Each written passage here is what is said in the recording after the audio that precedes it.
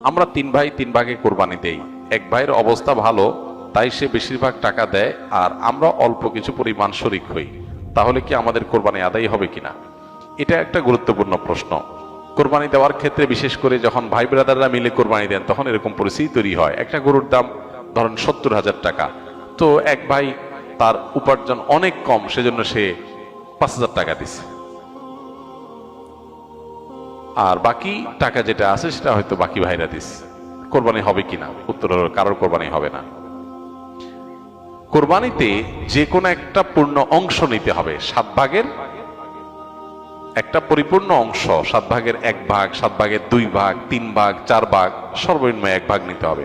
ভগ্নাংশ নেওয়া যাবে না, অর্থাৎ 1 ভাগেরও অর্ধেক নেওয়া যাবে না। 2 ভাগ মিলে 1 ভাগ নিছে হবে না, তখন সেটা গোস্ত খাওয়া হবে। পশু জবাই হয়ে গেছে সহি পদ্ধতিতে, গোস্ত খাওয়া হবে, কিন্তু কোরবানি হবে না। কোরবানি বিশুদ্ধ হইতে হলে প্রত্যেককে পূর্ণাঙ্গ একটা ভাগ নিতে হবে। হ্যাঁ, এখন এমন হতে পারে যে এক ভাইকে আল্লাহ আর্থিক সচ্ছলতা দিয়েছেন, বাকিদেরকে দেন নাই, তো কি হবে? তখন সচ্ছল যিনি, তিনি তার পক্ষ থেকে কোরবানি দিয়ে বাকি সবার পক্ষ থেকে দিবেন, যে ঠিক আছে তোমার পক্ষ থেকে একটা শেয়ার, তুমি টাকা দিলা না, আমি তোমারটা দিয়ে দিলাম, এটা হতে পারে।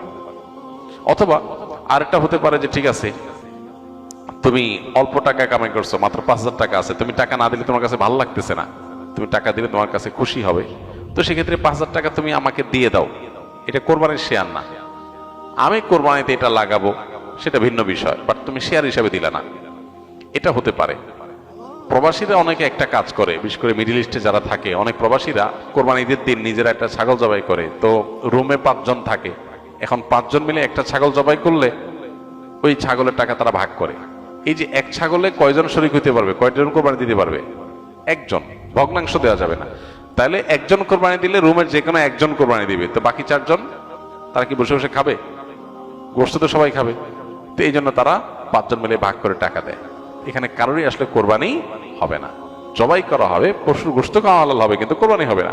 যদি কোরবানি হতে হয় তাহলে এমন করা যেতে পারে, 5 জন মিলে টাকা দিল একজনকে, দিয়া বললো ভাই আপনি মুরব্বী মানুষ, বড় মানুষ, বা আপনি যে কোনো কারণে আমাদের থেকে ভিন্নতর, তো এই টাকাটা আমরা সবাই তুলে আপনাকে দিলাম, কোরবানিটা আপনার তরফ থেকে আপনি দেন, সবটা একজনের হলো, গোস্তটা সবাই খাইলো।